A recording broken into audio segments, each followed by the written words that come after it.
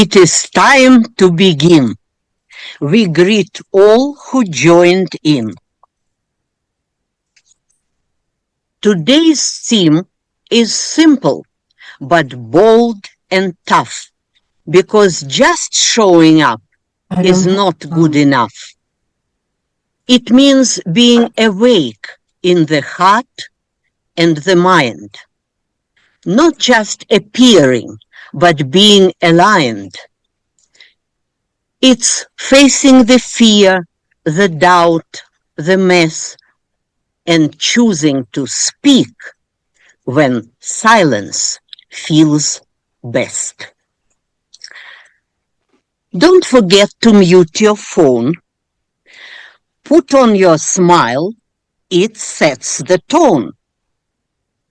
Your unnecessary actions can be looked at as distractions. Let them stay behind the scene. For a while, turn off the screen. If you don't want your face to show, in recording to show, it will be no problem. You just let us know. Be ready for impromptu speaking. Mary Prayer will do the picking. Dear guests, it might be you asked to comment impromptu. Time to start. You've taken places. What joy to see your smiling faces. Our President Vicky is safely back. She showed up to keep us on track. She is now a DTM. Oh yes, it's true. Dear Vicky, we are really proud of you. Now you are the boss with a Toastmasters crown. And we all showed up not to let you down. Well, now the show must go on. President Vicky, take the baton. Beautiful job, Tamara. You set the tone, you get us started, and we're going to start with greeting our guests. Let's start with Maureen. Maureen, would you tell us where you're from and how you found us? You're on mute. I'm from Christchurch, New Zealand, and I belong to the Christchurch Women's Club in New Zealand, in the South Island. I found you online, accidentally, when I was mucking around on the official Toastmasters Facebook group. Thank you. That was due to the remarkable PR skills of Miss Sandra Savage, DTM. Thank you for being here today. We hope you enjoy the meeting. You'll have an opportunity to participate in table topics, and we'll also ask you for your thoughts at the end of the meeting. So welcome. Thank you. Next, I'd like to welcome Mike. Is it Hong? Zhong. Zhong, Mike Zhong. Yeah. Welcome. How did you find us, and where are you from? So hello everybody, my name is Mike. I currently live in Victoria, BC, Canada. And I've been a Toastmaster here for more than a decade, and I love public speaking. So my long-term goal is to become a professional speaker and inspire the audience around the world. And in order to achieve that, I know I need to take my skills to the next level and the next level and the next level. So that's why I'm here, just to check out this club and see if it's a good fit for me. And I found it online. Back to you, Madam Toastmaster. Thank you, Mike. Well, we have professional speakers in this group, including me. So I'm always here to help you go to the next level, and welcome. Now let me see. I think that is all our guests today. So what I wanted to do today was, we have 7 new members, and all are members of other clubs. So instead of doing the traditional induction, I am going to do a toast. Now, we only have a couple here today, but we are recording the meeting. I will send this to the new members so that they are welcome. If you can, grab a cup or something that we can do a toast at the end. I just realized I don't have a cup, so I'm going to hold up this huge bottle of water, but that's okay. All right, so here we go. To our friends and fellow Toastmasters, we gather with immense joy to welcome 7 remarkable individuals into our family. Celine West, Gisela Bands, Kristen Vandeveer, Lynn Gilbert, Patrick Verberly, Venice Rowe, and Victoria James. Your decision to join the Masters of Evaluation Toastmasters Club is one we deeply appreciate, and we are so thrilled to have you here. Each of you has taken a bold step by choosing to invest in yourselves, to refine your voices, and to strengthen your ability to inspire, inform, and connect with others. We are committed to walking alongside you in this incredible journey of growth. Our mission is simple yet profound: to help you become not simply better speakers, but more thoughtful evaluators and confident leaders. But here's the promise we make to you this day. This will not be a dull or solitary path.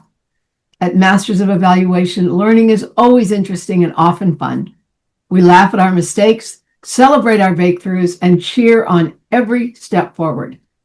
This is a space where you'll find camaraderie, encouragement, and an unwavering belief in your potential. Your voices will add new energy, new perspectives, and new success stories to our club. And if there is one thing we believe wholeheartedly, it is this: every story told, every speech given, every piece of feedback shared enriches us all. So Celine, Gisela, Kristen, Lynn, Patrick, Venice, and Victoria, welcome. Thank you for trusting us to be a part of your growth. Here's to you, your journeys, and the wonderful memories we're certain to create together. Cheers. Nice, everybody. Congratulations. Welcome to our members. Marina, I'm very impressed you can drink upside down and not spill a thing. Super impressive, really. So happy you're here. Okay, with that, I am right on time. And I would like to turn our meeting over to the one and only Jon White, our Toastmaster of the day. Thank you very much, Madam President. Welcome, everyone. The theme of the meeting is show up. You may have seen the literature that went out. This is all Sandra Savage's idea. It said to be successful, you can't show up to a potluck with just a fork. What does that say to you? The guy that shows up with a fork is just there to consume. I came, I took, I'm gone. We're asking you to show up and bring everything. That's right, Trudy. Yes, it's nice to go to a five-star restaurant to be served, and all you have to do is eat and pay. But we know the greatest get-togethers is the potluck. Sure, Venice may be a better cook than me. Maybe I bring the ice. Maybe I bring the water. But I bring something more than just the fork. I'm not just a consumer. I'm a contributor. And so we want to recognize all of you. You are contributing to this. And on a more basic level, I don't know if this is a man thing or not, but sometimes we just have a hard time showing up because we don't know what we're supposed to do. What's the role? I'll never forget my uncle's funeral. I didn't know him that well. He was a VA vet. The war and other things had really challenged him, and I always met him at the VA hospital, and I knew him as a young kid. And he passed, and my mom said to me, and he was back east, and we were living in California. My mom made it optional. Jon, you can come or not. You decide. I was a 21-year-old. I went to UC Santa Barbara, and I'm sad to say I had more pressing and interesting things, like hanging out with my friends. I think now as I look at it, the reason I didn't show up is because I didn't know what I was supposed to do. I thought I was supposed to fill that space with some wise wisdom or some voice or something. I now realize all these years later, men, we don't always have to say something. Yes, when we do say it, it probably will miss from time to time. But there's nothing more powerful than showing up. And in that moment, you'll figure it out. But they'll remember, Jon was at his uncle's funeral. He showed the respect. He was there to help his mom as best he could. He was overwhelmed, but he was there. Rather, I have to live with a lifelong memory of me falling short for my family. So I would just encourage us all to show up. Michael, you okay? Michael's trying to figure out my message. Anyway, I'm glad that you all showed up, and let's jump in here. It's not the most ideal circumstances. My printer's not working, but I showed up, and we're going to make the best that we can of it. I want to introduce the team. You've heard from her earlier. She's a distinguished Toastmaster. She's celebrating her, was it 44th anniversary? I forget what, 4-4, yeah, there you go. Vicky Trabosh, General Evaluator, what will you be doing? Thank you, John.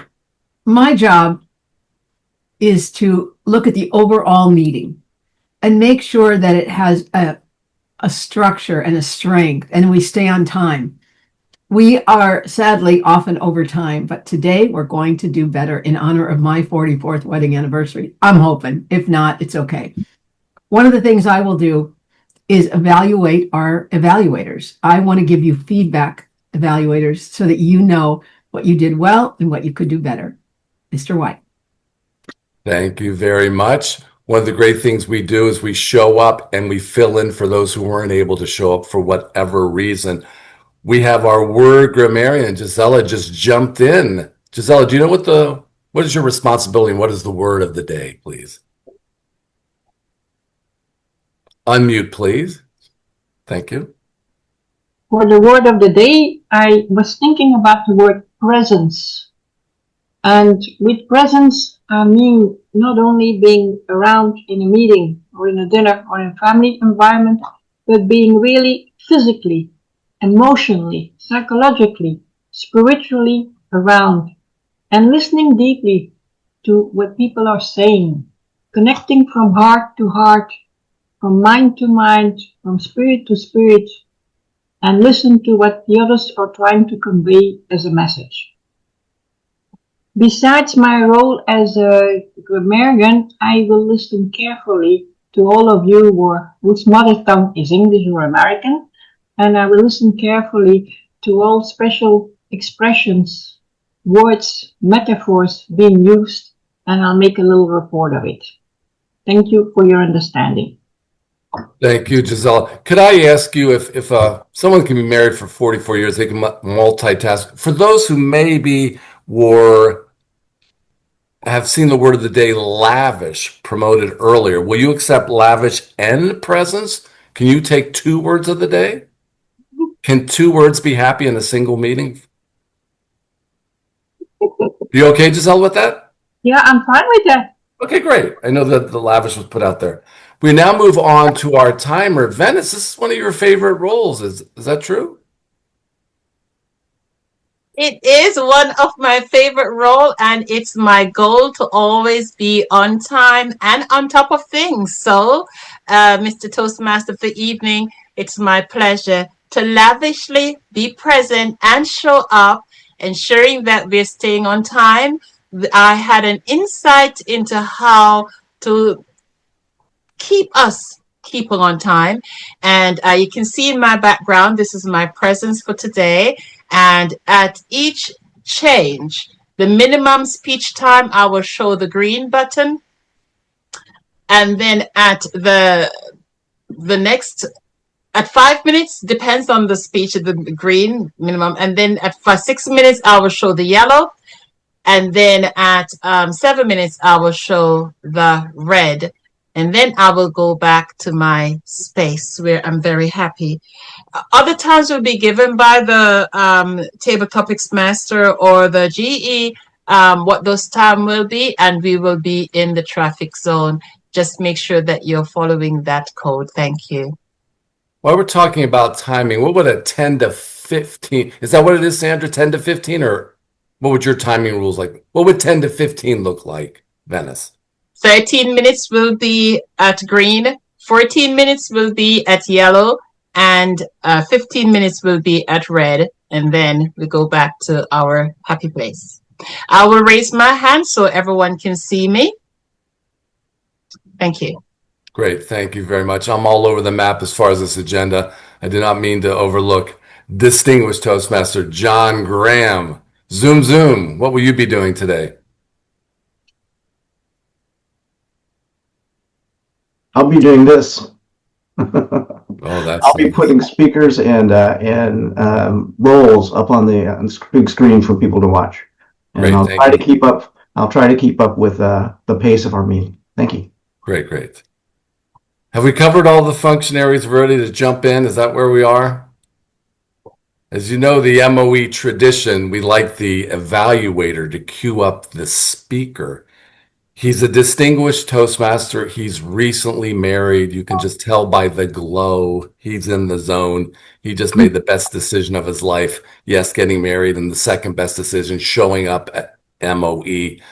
Mr. Schaefer, tell us a little about this first speaker.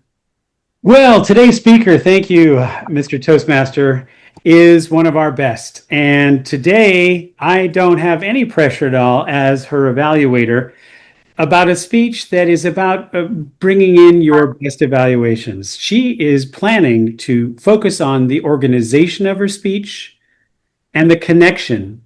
The connection is another way of saying, are you being present? Do you have presence with the speakers? And if you lavish enough of your own presence with that audience, you will get a certain amount of engagement, which is what the speaker is looking for as well. How much engagement, how much response, even through the filter of a Zoom meeting, are you getting from your audience? And ultimately, is the speech effective? Is it organized? Is it effective? Thank you, Mr. Toastmaster. Well done. All right, then I will add to the introduction. Our speaker is distinguished Toastmaster Sandra Savage. This is a custom speech, as we talked about, 13 to 15 minutes long. Our first speaker is known for her ability to inspire growth through clarity, encouragement, and actionable feedback. With years of experience as a professional speaker, author, and longtime Toastmaster, she has helped countless presenters refine their message and elevate their impact. Today, she'll share why thoughtful evaluations are more than just a response to a speech. They're a powerful tool for building confidence, sharpening skills, and unlocking potential. Please join me in welcoming Sandra Savage with her presentation, The Value of Thoughtful Evaluations. Thank you, John and Michael. I specifically chose Michael because he is going to give me an honest evaluation, something that, a lot of us are uncomfortable doing.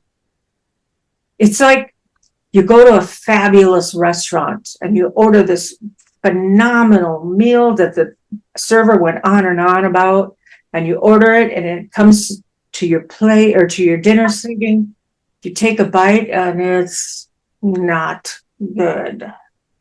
Now, you know that in your head. You know that in your taste buds. You know that in your wallet. You still have to pay for it, though. What if, when the server came, you actually said to them, it was terrible? How many of you have the nerve to do that? In public, it's really hard to say something negative. But at home, the guardrails are off. We have no problem turning on the TV and talking back to that inanimate object. In fact, we talk back to it. We say, that was horrible. And we don't care if the TV hears us, because so far, even with AI, it can't hear you. Now, your phone is a different matter. And oftentimes, if you don't like what you're seeing, whether it's a commercial, a sitcom, a TV show, or the news, you make a decision pretty quick if you're going to click and go to another channel. So how can we help each other give the feedback we need? That chef needs to know that food was bad.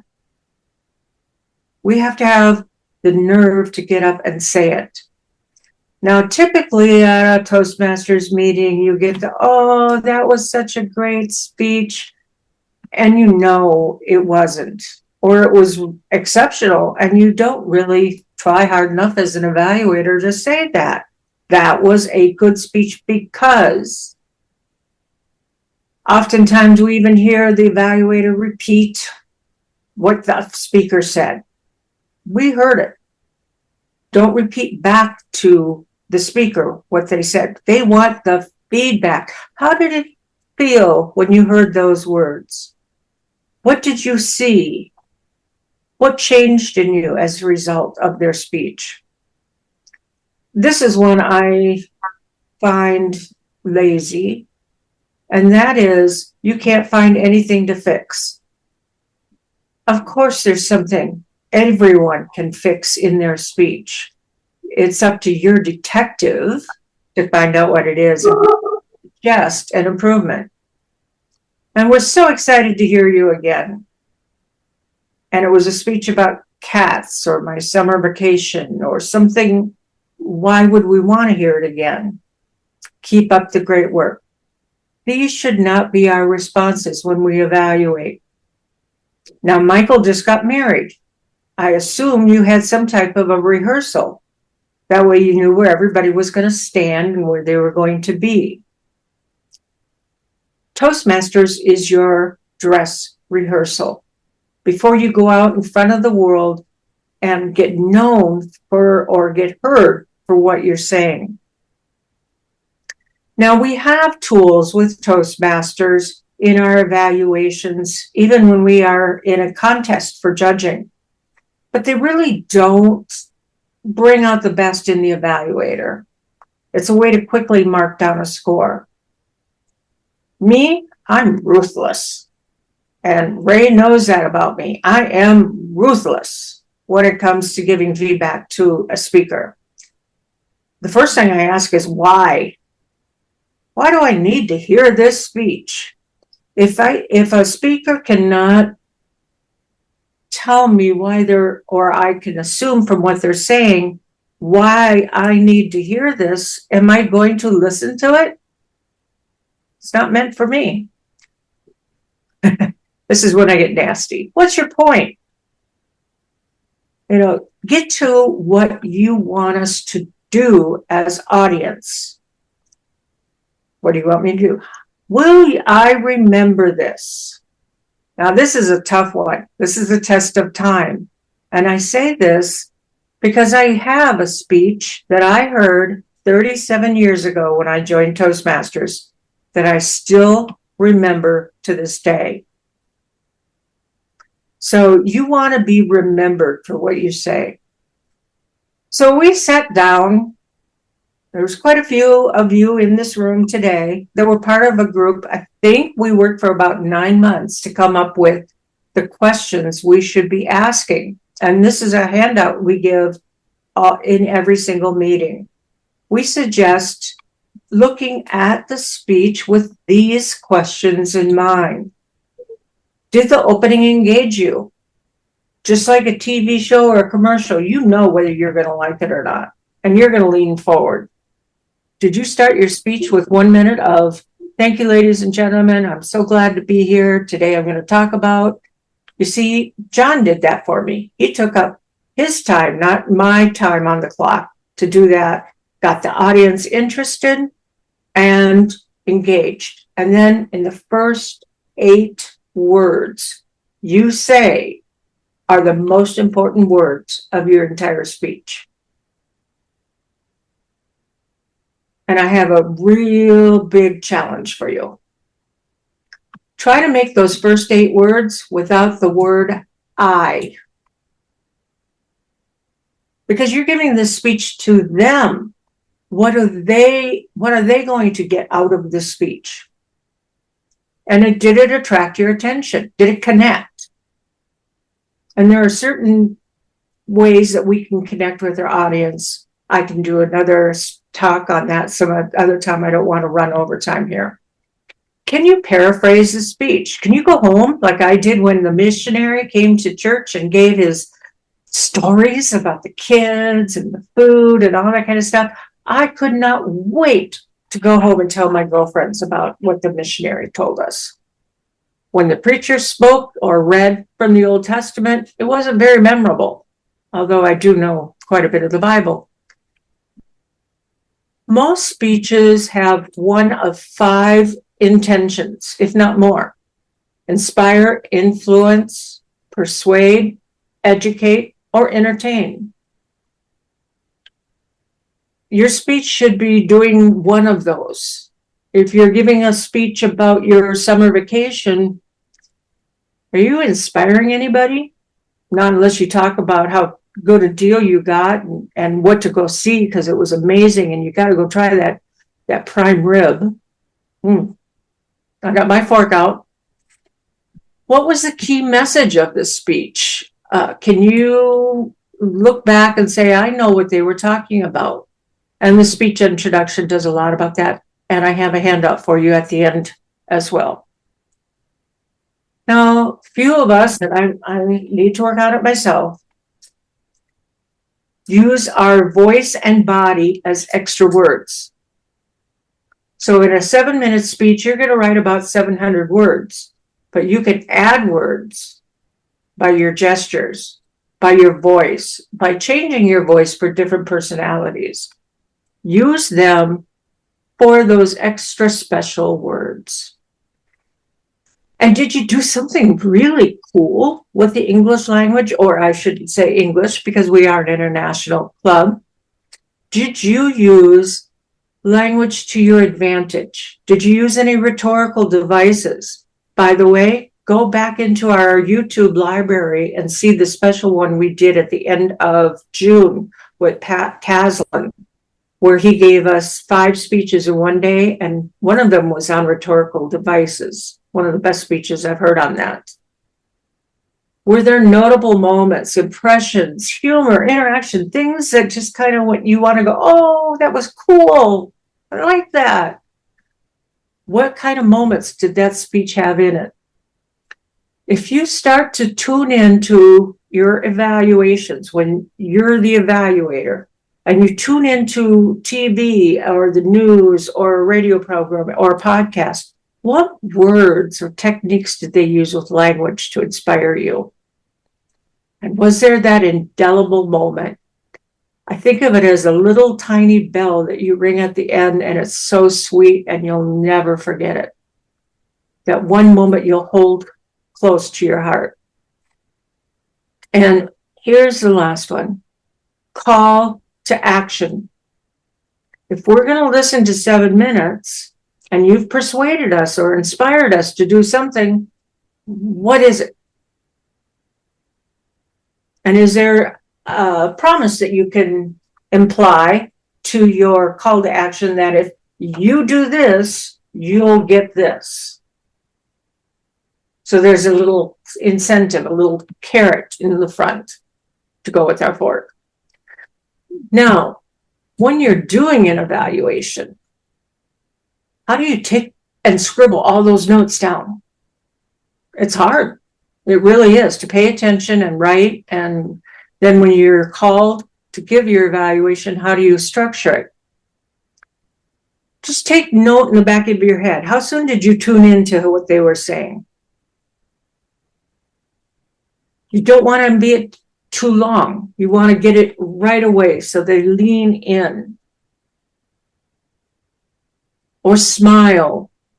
Or tilt their head. Watch their faces, their body language. They're giving you feedback right there. And even during a speech, I like to watch everybody's face in the audience to see how they're receiving it.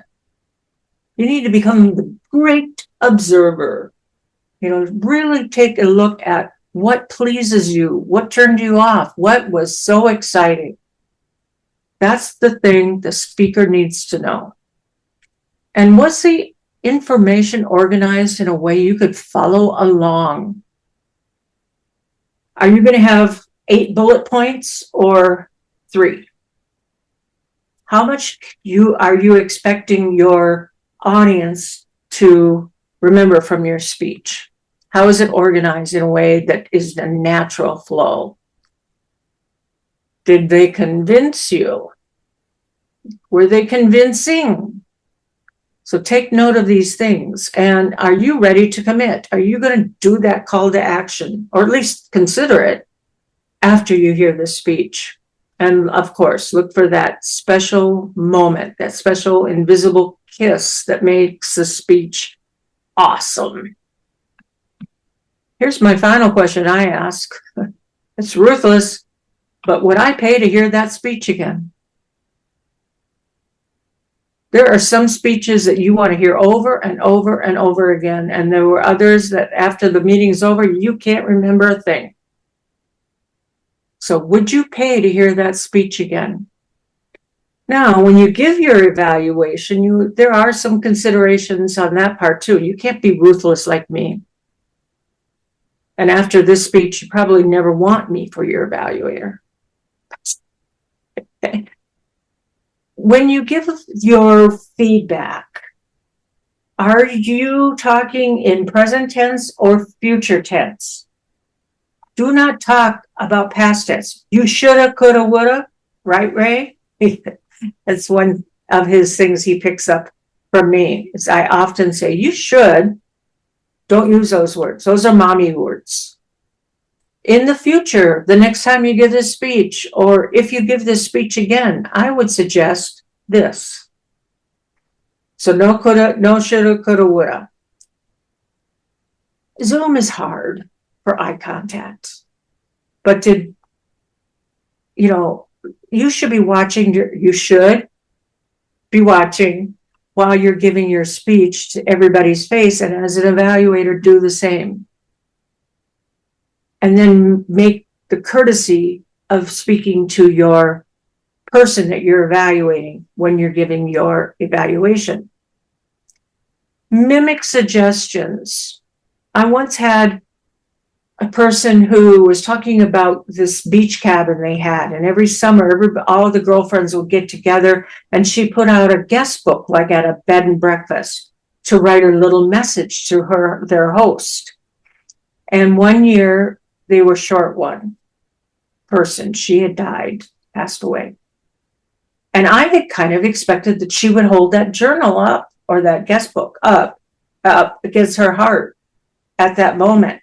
And wouldn't that have made a huge impact on you? So suggest or mimic the suggestion.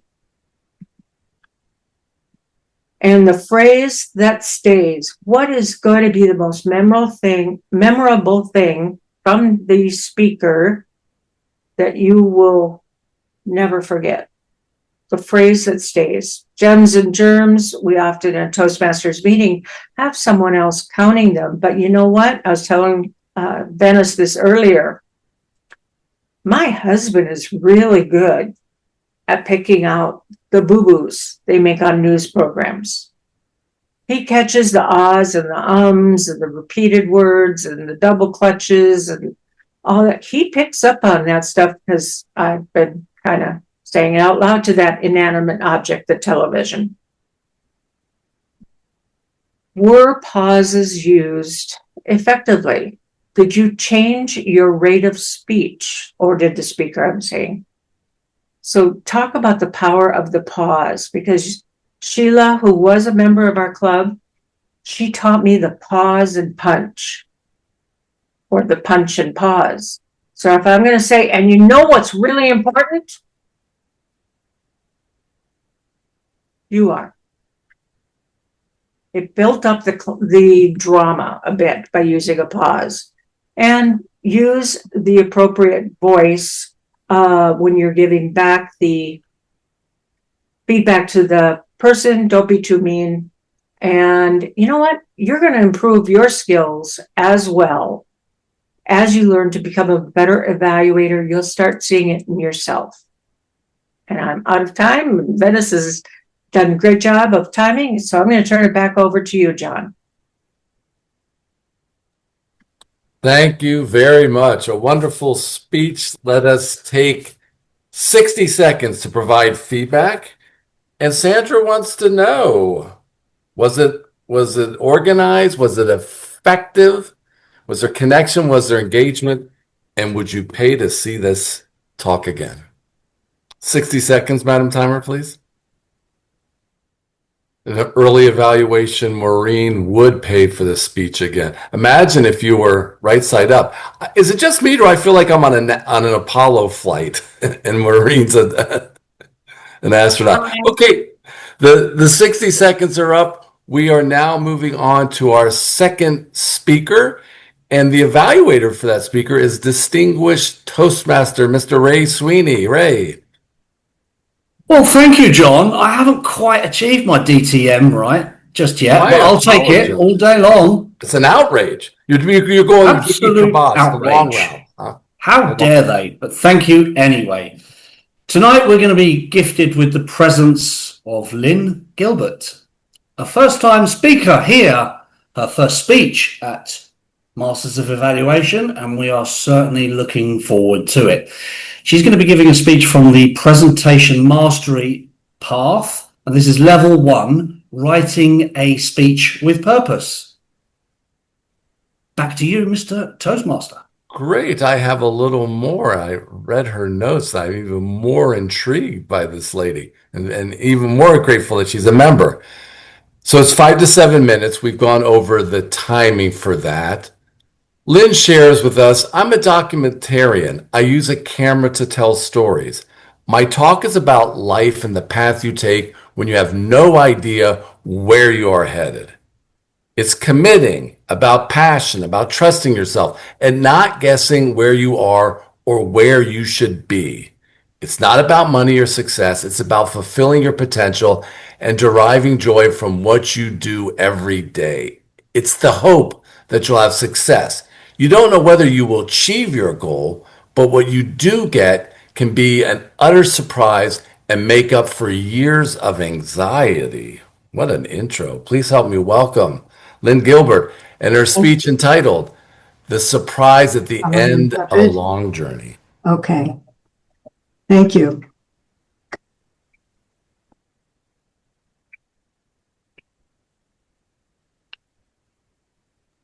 I'm so delighted to be here with you today, and I'm going to share my long journey.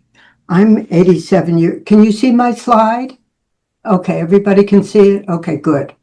I'm 87 years old, and I've lived a long and very full life, and I feel that I understand now about this particular journey, which I think that is something that we all experience. I went to college, and then I studied fashion design, and I knew that I would be a fashion designer. There was no question about it. I hated it. And then I figured, okay, so what can I do if I don't like that? I figured I'd go in with art history. Well, art history, I knew I wasn't going to be a scholar. Well, when my children were born, everything changed. And I decided I wanted to document their lives. And when I had to find a path. So this wasn't really a professional path, but it was something that interested me.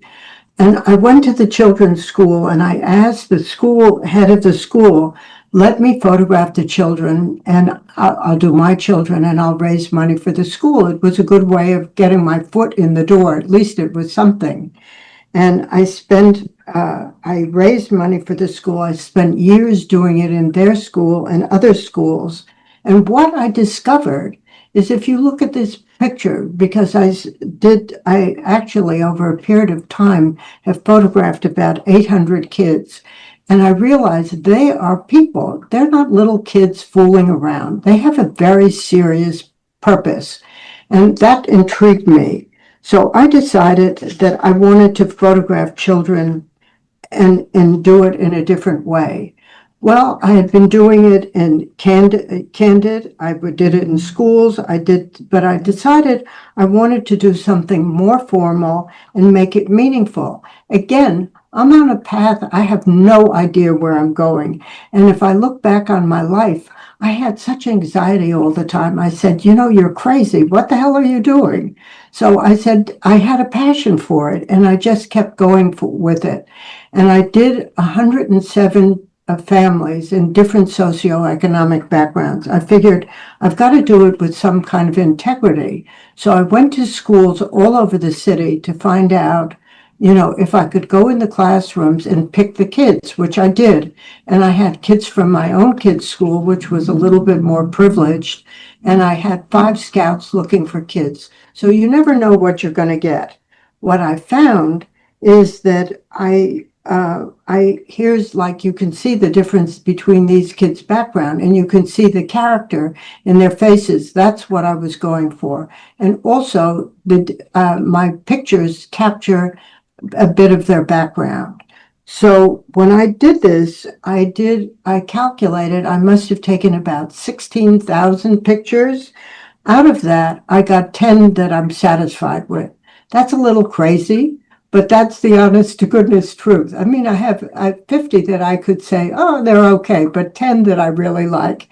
So what do you do with those pictures? They couldn't stay in the closet. So if you look here are two kids that are identical. Look at the kids. You see one on the left who's relaxed and the other one on the right side who's tense. Look at his body. Look at his knees. Look at his hands. So I took them to a friend, Arnie Glimpscher, who has the Pace Gallery, who had a little gallery. He's one of the biggest dealers in the world now. And I said, what do you think? He said, do my kids. So I wasn't looking to solicit, but he said, do them. So I did them. And then it took an unexpected direction. He said he commissioned me to photograph Louise Nevelson. Now, if you're not in the art field, you don't know who she is. She's one of the foremost artists of the 20th century. She's considered, if you look up in Wikipedia or in the web, she's one of the 14th foremost sculptors in history. And I'm an unknown children's photographer. I never photographed an adult formally before. So you know why I got hired? One, I'm good. And two, I was cheap. So he hired me. It wasn't such a bad deal. So what I did with that, I said, okay, if I photograph my friends, I'm not going to get anywhere. I'm not going to get recognition for my children's pictures. My one path, one thing was getting recognition for my children's pictures. So I went on a sidetrack. I decided to do a book. I said, there are other women like Nevelson. She's a calling card. I'd get into doors that I never would get in otherwise. So I did a book called, as you can see, and I had 47 women in the book, like Ruth Bader Ginsburg, Julia Child, Billie Jean King. A lot of them weren't known. This was done. There was no internet, no list of women, no record of what women had accomplished. It took me 5 years to do it. And I said, okay, maybe I'm going to get recognition for my children's pictures. It didn't happen.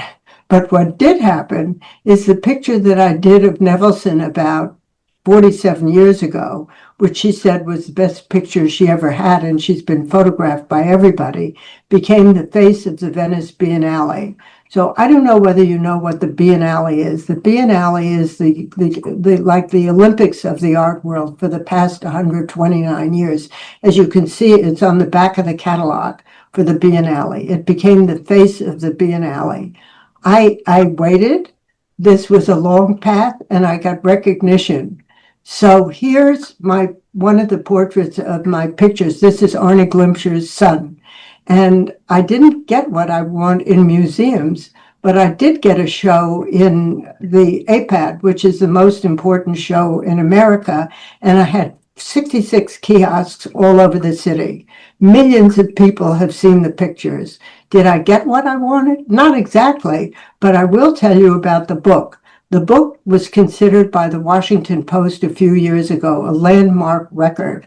My son, who was at Harvard, said that it was a cult book with the Harvard professors.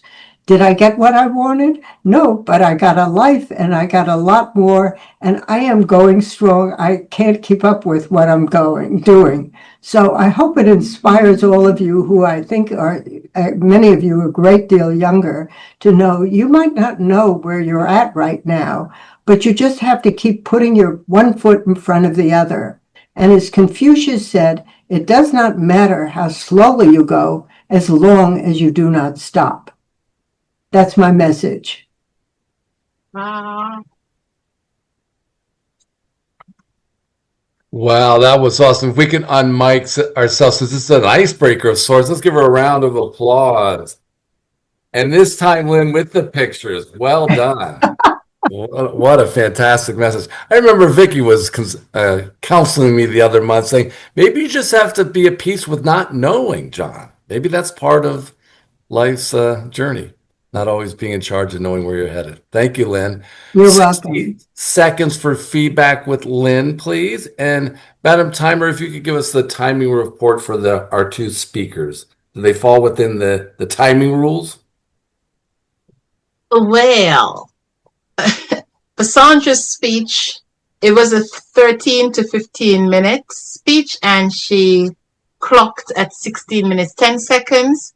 And for Lynn's speech, it was a 5 to 7 minute speech, and she clocked at 7 minutes and 26 seconds. Thank you very much. If you'll just let us know when the 60 seconds have expired, Venice, please. Thank you. All right, the 60 seconds are up. We've had our two speakers. We're waiting for evaluations. They're preparing their notes. In the interim, it's our favorite time of the day. Or the meeting. It's table topics and snap evaluation. We haven't seen her for a while, then she's graced our meetings the last meeting or two. It's my pleasure to introduce Mary Pryor. Mary? Good morning, everyone. And thank you, John, for that introduction. It's good to be here. And table topics, as most of you know, is a time where you are asked for 1 or 2 minutes to answer a question that you will be asked. And the questions this morning have to do with showing up. Summer is often associated with feelings of joy, relaxation, and adventure. No matter what the cuisine, each unique dish carries its own story. And today, my story asking you the various things you would do or have done showing up. My first question is to tell us about a time when someone showed up for you when you really needed an individual to do just that. Show up.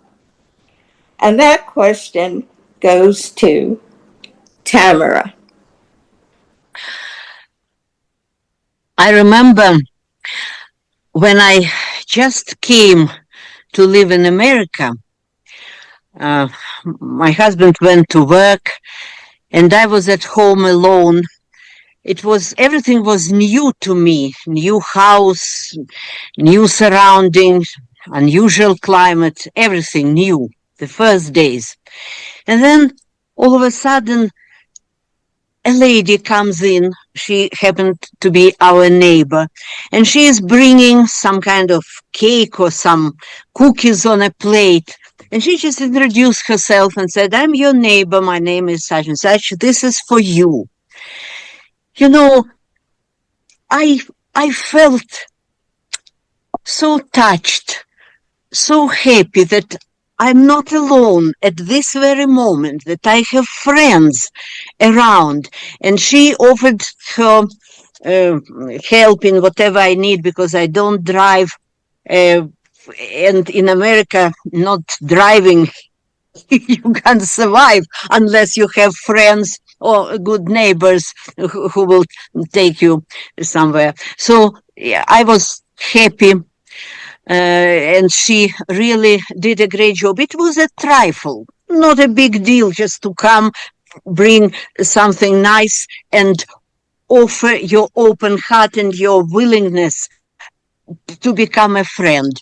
That was great. It was 19 years ago, but I still remember it as if it happened yesterday and was very grateful for that. And it taught me a good lesson that trifles, when you do for others with the open heart, they become memorable, inspiring, and can change somebody's life. Back to you, Madam Table Topics Master. Thank you, Tamara. Now, for our snap evaluation of Tamara's table topic question, I'd like Michael to respond. Thank you, Madam Table Topics Master. I felt a quiver of ESP. I thought, you know what? She's going to call me. And you did. Maybe it was just fear that I was afraid that you would.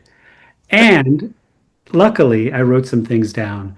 And I think Tamara is today. And Tamara, I love that name pronounced that way, is a wonderful speaker, giving a quick answer, but also a really heartfelt answer. The thing that I might add to improve an impromptu speech from Tamara is the idea of flow, and that you can find flow in silence. Take a pause to find the connection, and that pause will give you even more power in a powerful story.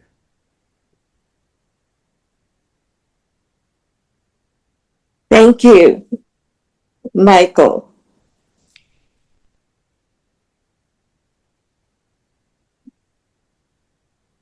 Tell us about a time that you showed up for a friend or family member during a unique or crisis time in their life. And Griselda. Is it Griselda, I believe? Yes, thank you very much for this great question. I just sensed it that you were going to call on me. And all of a sudden, I remember something that happened to me exactly 27 years ago. I was working for solar turbines, and the whole carpeting had to be redone because there were fleas. So the first day that I came back to the office, the top window was open of my office, so I climbed on my chair and on my desk to close the window, and then my secretary called with an urgent message, which was a case of life and death. Somebody called me from Uganda, from Port Harcourt. One of my field serve reps was sick, very sick, and they took him from the oil platform, and they asked me what to do. And I remember that with that I made a decision on the spot. I never asked management in the States or my two managing directors for any approval. I just said, fly him back from Port Harcourt to Lagos and put him on the first flight from Swiss Air to Brussels, and I'll arrange for the ambulance at the airport. And I had an American Express card, and I gave them the number of my card for all the flights. And I said, just put him on the flight with his passport, and we'll sort out the rest of the story. And it happened like in a James Bond movie. It went boom, boom, boom. Afterwards, I thought about it, and I said to myself, two things can happen. I didn't follow the rules. You know, I can get the call of my two managing directors for Europe and the other one for Africa and the Middle East saying, you are fired. Or even the global VP HR or the global VP sales and marketing in California. Or they could say, nothing happened, continue your job. So I felt good about my decision. And I said to myself, que sera, que sera. And the next day, I got phone calls from the yes and from the two managing directors saying, you did the right thing. And it made me feel good. The guy was transported to Bordeaux, which is a cancer hospital. And he had cancer, terminal, and he died 2-3 months later. But at least he was being looked after. And I know it's a sad story, but as an HR person, I had to be there for my people, and that showed them all that they could count on me. And that was for me important, being there for others when they need me. Thank you, Table Topics Master. Thank you, Griselda. And for our SNAP evaluation, John Graham. Well, I was actually hoping you wouldn't call on me, but just saw that was wonderful. I felt heartwarmed by what you did there. And I know it took courage because you were facing your company. You were actually making decisions independently of your supervisors and managers. And I think that was a wonderful thing. I would have liked, I saw some of your emotions, but I know there were more there. And I would have liked to see you look into the camera and tell us face to face what that the fear of making that decision might have felt like, and the compassion that you felt for your employee. And I those are the things that really hit home for me, and I would have liked to seen them a little bit more. So, but thank you very much. Thank you, John. What local issue would you like to show up for to help change? Vicki. Mary, may I decline and let one of the guests speak that we have on the call today? Okay, that would be fine. Mike, would you like to answer that question?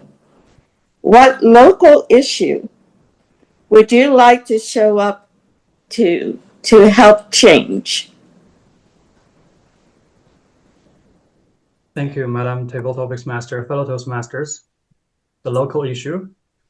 I've got a few on my list right now, but now I'm thinking back to my work. So I teach in a community college here in BC, and recently there was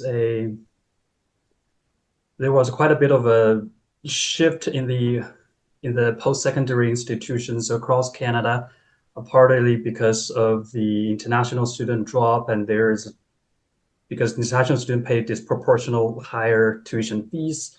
So then the numbers dropped, so the income or revenue dropped for the post-secondary institutions. So we're facing the deficit, and there is layoff announced.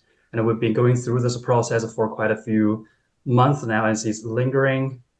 And the issue is not just about the laying off process. I think it's the process that's involved where there's no transparency, or at least I would feel, we would feel there's no transparency why they would make decisions, and some other things that they are making decision about that we just not know of. So in case you don't know, I also volunteer in the union, so the faculty association, and we basically, under the leadership of the union president, we're trying to encourage or fight for our rights and fight a more transparent decision-making process with the college. So we did quite a few things all together, and lobbying or sending emails and speaking up speaking up to the senior leadership. And right now we've seen some progress. We've started to get more information, but it's not enough. So I don't know if that counts in a local issue. I think that's more of a sector-wide issue across the province.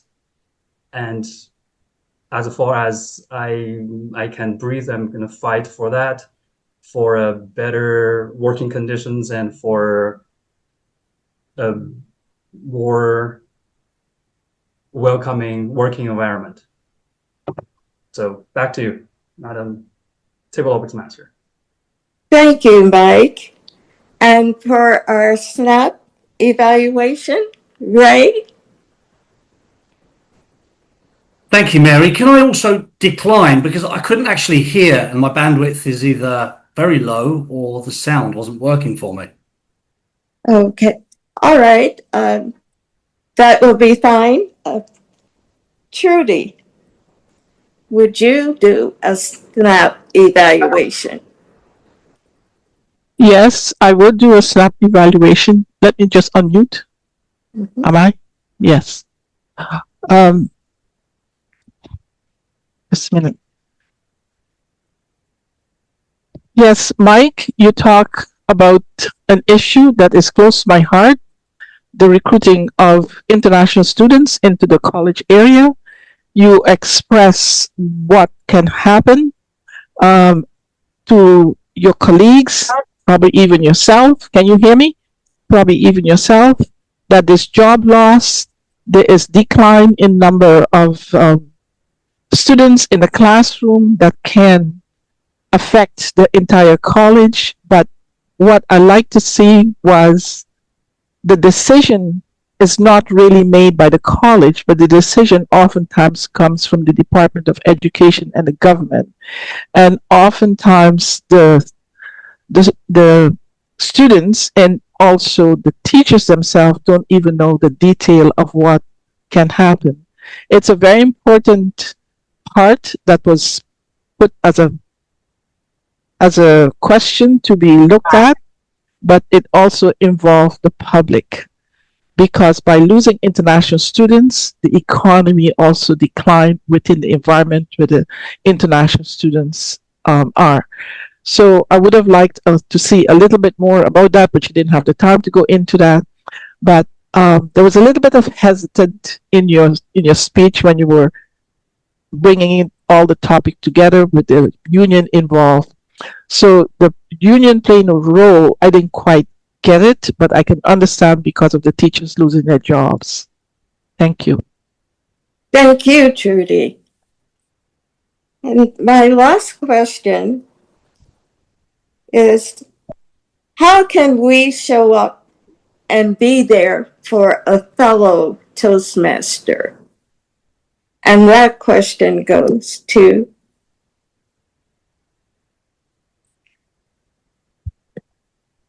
just a second. Mary, could I suggest Maureen? That would be great. Thank you.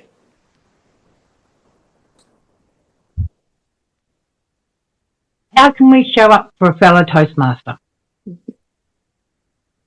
We have to support all our Toastmasters, no matter what they are saying, what they're doing. We have to also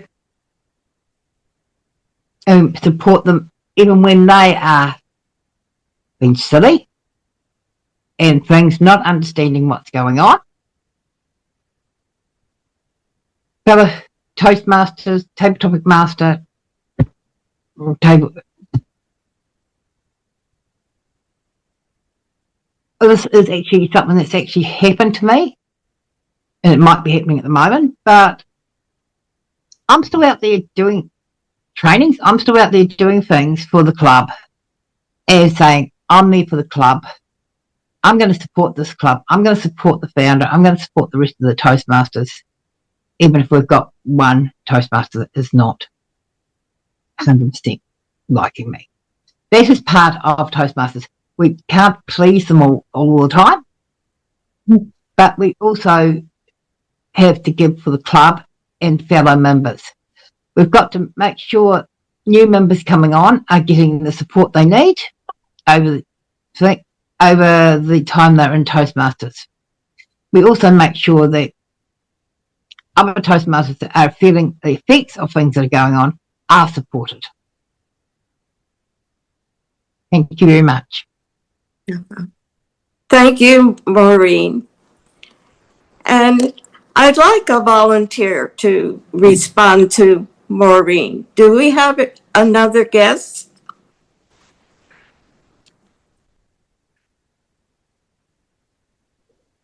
No other guests, Mary.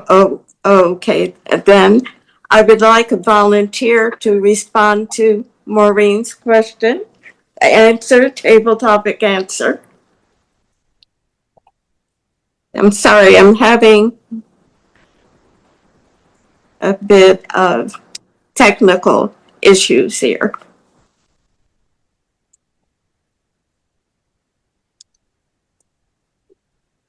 May I suggest Sandra? Thank you.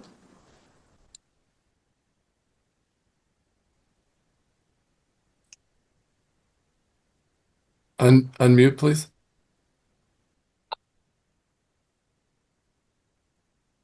What I instantly felt from Maureen was her willingness to help each other. And to me, that's what I look for in a club. It's not just a place to give speeches and walk away and never talk again with each other.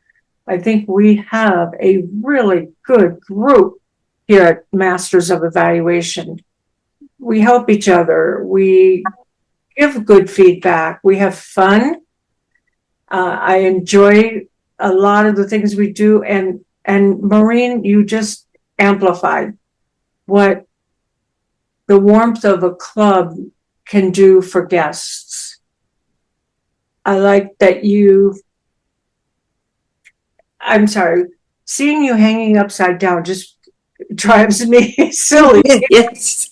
I think we should do it every time.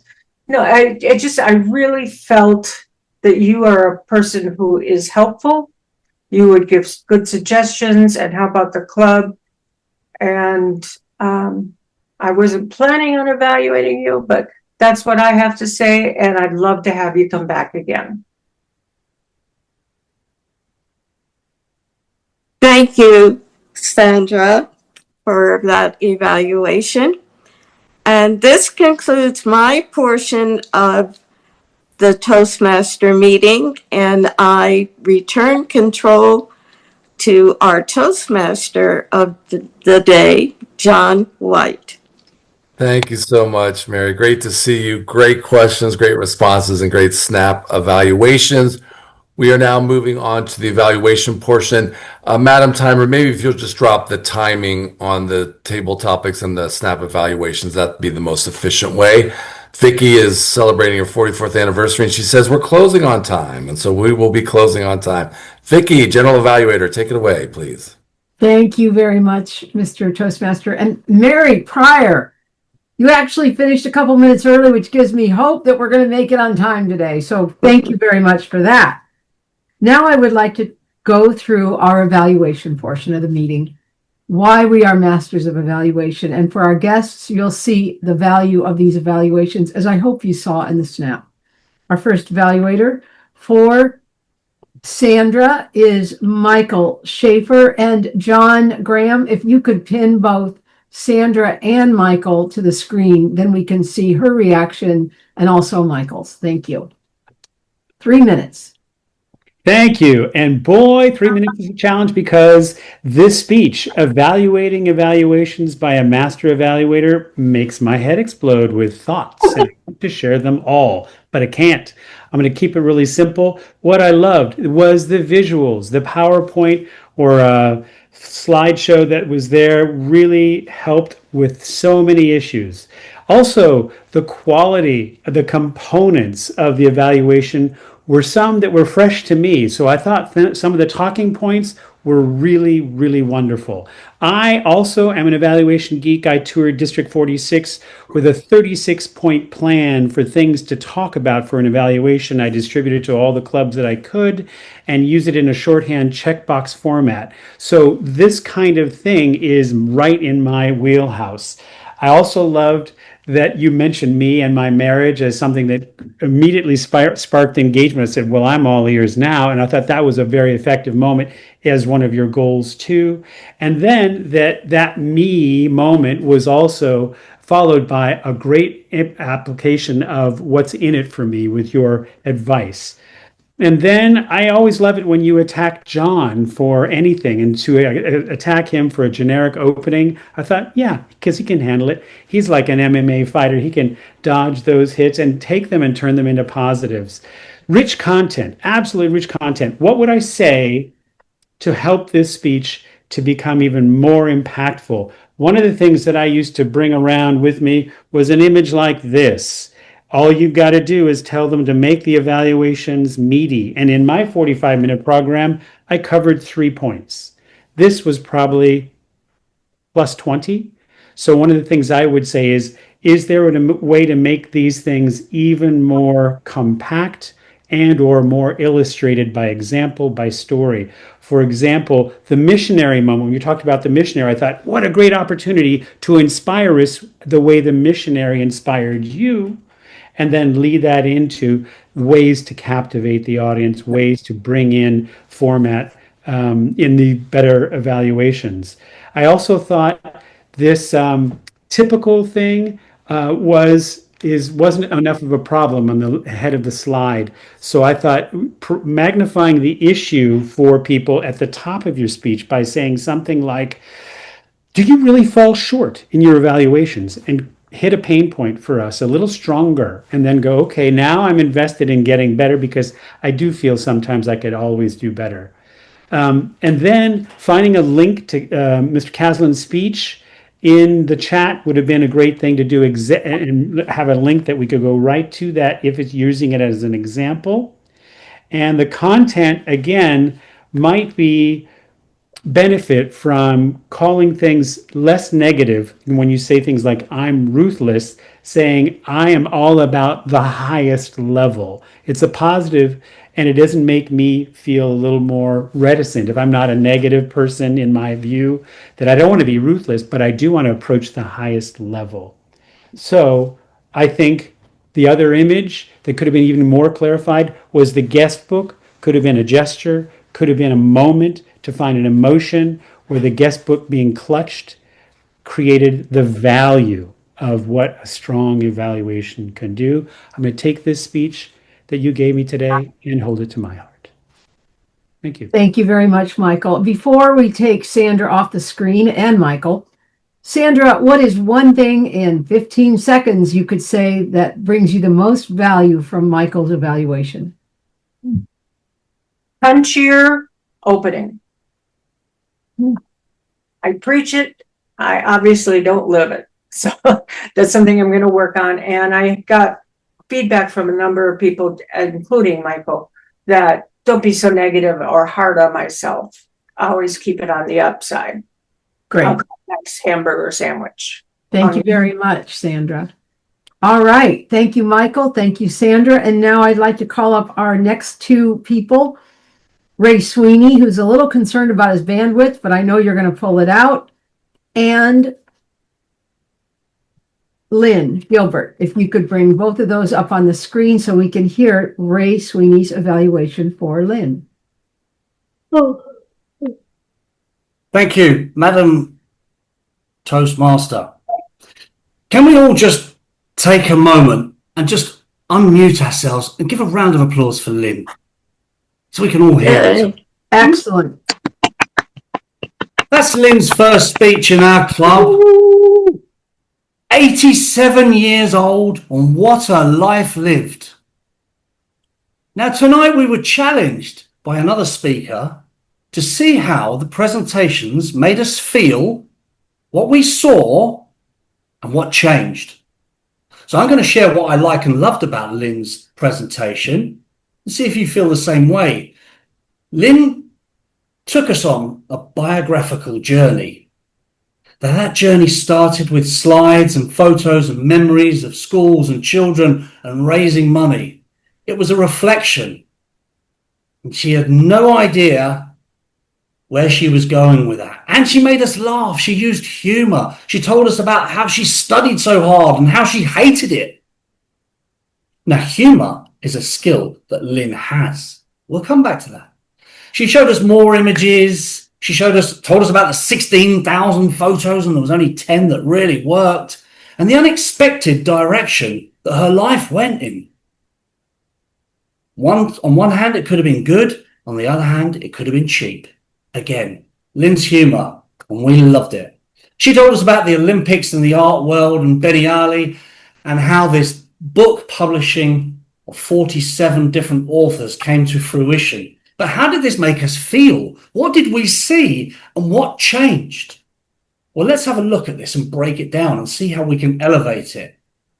So my reflection to you, Lynn, would be to use the pause, the power of the pause. Sandra talked about it. You're a great speaker and you're telling us this biographical journey, but there's no pause. And it's noticeably so when you're humorous, because you carried on. You got to wait for the laughs. Give the audience a chance to take that joke in, breathe for 1 second, and then move on. Secondly, my point would be vocal variety. It came a little bit on one level, And I would challenge you to, when you pause, bring more drama to it, using the pause. So we've got the pause, the vocal variety, wait for the laughs, the verbal crutch. Your favorite was the word so. Try and take that out of all your presentations. And finally, I would say to you, if you can, take one story in that fantastic presentation and elaborate it. Elaborate on that and expand it. That will make a great speech for your next one. Listen, in conclusion, you hit us with a quote about Confucius, one foot in front of the other. In summary, pause, vocal variety, take one story and elaborate it. And Lynn, let me say, you showed great presence in your delivery. And you've inspired your audience that it's okay to not know where you're going in life. But don't stop taking one foot in front of the other. Madam Toastmaster. Thank you, Ray.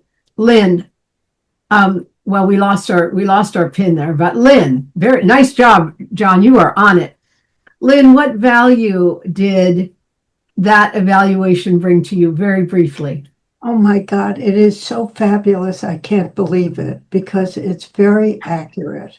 And what he did in a very constructive way is to break down each part of the presentation, of the speech itself, my voice, about pause, about the quality of voice, which I realize, I think I have to tell you, I'm pausing much more than I did before. I rattle on. So it's very meaningful. It's also about taking one part of the story and making an event, making it into a talk. I have so many stories that are coming out of my ears, so I try and pack it in. But what I realize, it can be just as powerful if I take one point and make it into a story. That's a terrific come away. So you're all going to hear a great story next time. Excellent. Thank you, Lynn. And now I would like to call on our grammarian, Gisela. Gisela, how did we do with our words of the day? Okay, there were two words, the word lavish and presence. The word lavish was used by Venice, Jon, Michael. Besides that, the word presence was used by Michael and Ray a couple of times. Thank you. Any verbal clutches you heard? What I heard was a couple of really special gems, like when Jon was introducing Lynn, a camera to tell stories, fulfilling your potential, which I thought was wonderful. Michael makes my head explode, my wheelhouse. And when Sandra was giving her speech, there was so much in it. I wanted to listen so carefully to the content, and it was difficult to make notes. But when she told about the first speech 37 years ago, which made such an impact on her, that missionary moment that really touched me, the reason why a speech is important, and then the first 8 words of a speech, which are supposed to be so key. The call of action was great, and then when she said that we need a little carrot, and that it's important to be a great observer and to watch the faces and the eyes of the people. It was a fabulous speech. And the mimic gestures. Besides that, I noticed that Ray was using a couple of great words like gifted, elevated, and expanded. In Lynn's speech, I loved the way that she said that she had to document the lives of the children, the purpose that these children have, and that she wanted to point out the character of these children, which was for me a great way of connecting to all that. And then Tamara's table topic. She felt, when she used the expression, she felt so touched and the trifle, which is a brand new word for me, so I'm going to look it up afterwards. And that was my observations for tonight. Thank you, Gisela, and thank you for stepping up. I'd like to now give my general evaluation of the meeting. I really appreciate how well we run our meetings. There's a good agenda. We filled an opening that we had at the last minute, and that really worked. To our two evaluators, Michael and Ray, you provide unconditionally constructive feedback. I love the way you captured the message. You didn't repeat the speech, to Sandra's point, but you really gave feedback that mattered.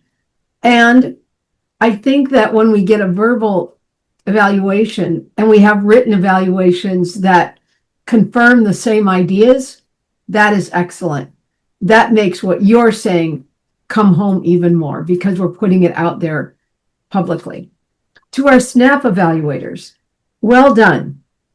Never forget to add something you think could be even better. And I think I heard that with almost everyone, but it's really important in that 1 minute you have to say something that you heard that you liked and something that could be even better. Also, you can always decline, like I did. I declined because I want to hear from our guests. Mary handled it beautifully. If you don't decline, don't say, I was going to decline, but, and start. Leave all that out. It's kind of like the first 8 words you say. We don't want to know your inner thoughts. If you're going to go for it, and keep that to yourself because it's nothing wrong with it, but what does it add? So that's what I'm always looking for.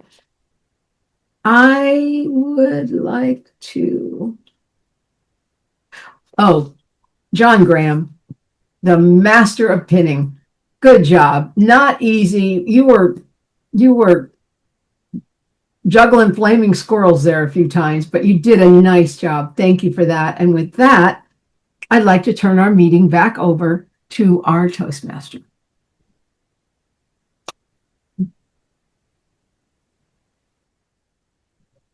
Thank you very much. I thought my part was done. Just a couple comments on the speakers and just to make it more impactful and dramatic. It's been said many times, we all speak a little too quickly and we could pause a little more so that we could actually enjoy what is being said. The other thing is, I'm sort of the emotional guy.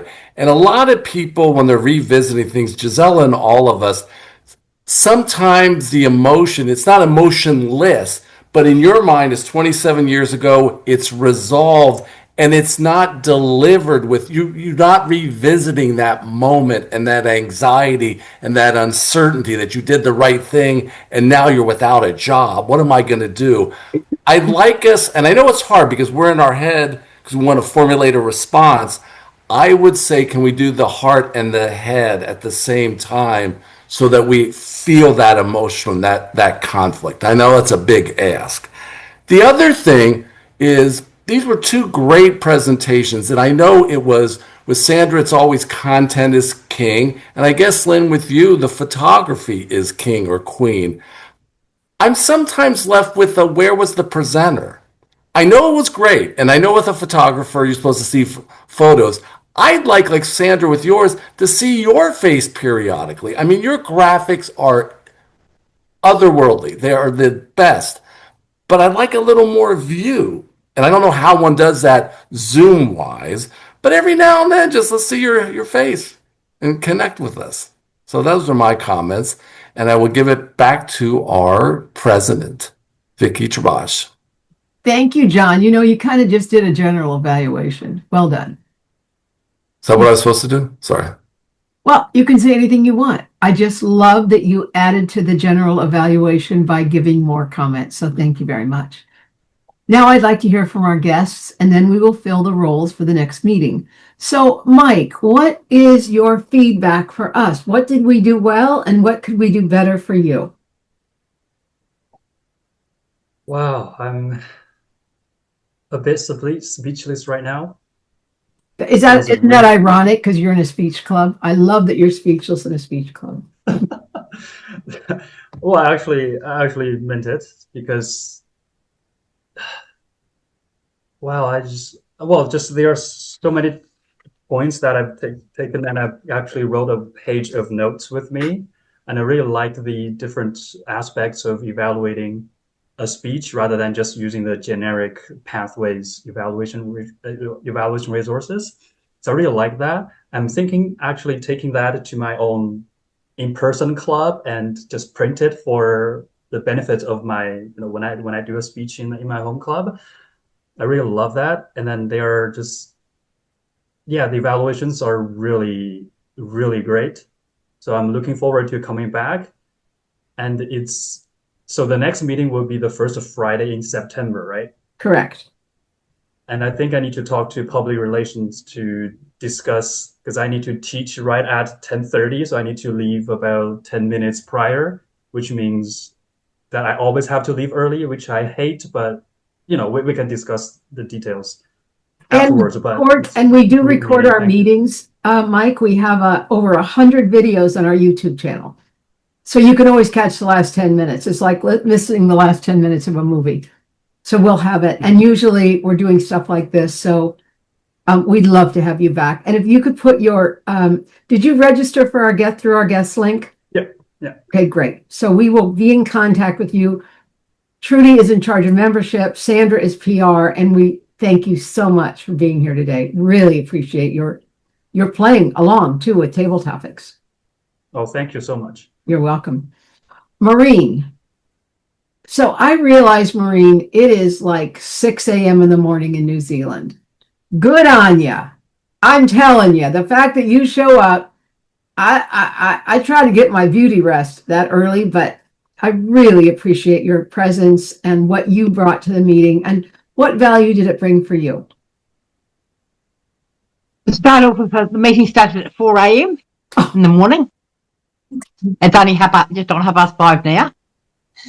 I have actually really enjoyed the meeting, and I found the value of the meeting that has improved me, because I'm not getting enough. And that, I think, is why I'm coming looking.